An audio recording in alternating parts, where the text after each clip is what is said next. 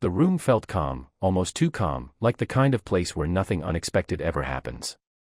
Soft music drifted through the air, glasses shimmered under warm light, and conversations stayed low and polite. It was the kind of restaurant where powerful people came to feel even more important. And tonight, one of those people had just walked in. No one at first noticed him in the way he expected.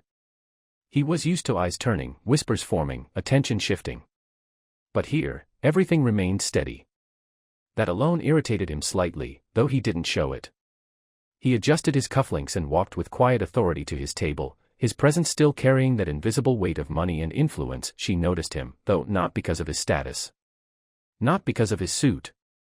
But because of the way he looked at the room, like everything in it already belonged to him. She had seen that look before. Many times, balancing a tray in one hand, she moved with precision, her posture straight, her expression composed. Years of experience had taught her how to read people quickly.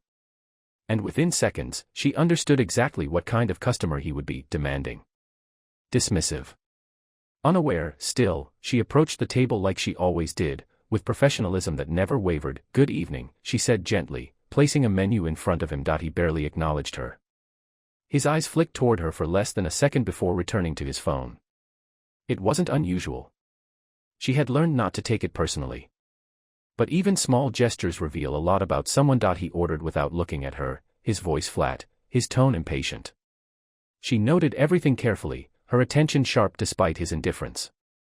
When he finished, he leaned back in his chair as if the interaction had already taken too much of his time. She nodded slightly and stepped away, but as she turned, she heard it. The quiet sound of his voice again, this time softer, directed toward the men sitting across from him. He had switched languages, Japanese. The words came smoothly, confidently, as if he had used them many times before in conversations just like this. His tone changed too. Less controlled. More revealing. He made a comment about the service. About her. A short laugh followed. To anyone else, it would have gone unnoticed. Just another foreign conversation in a busy restaurant. Harmless.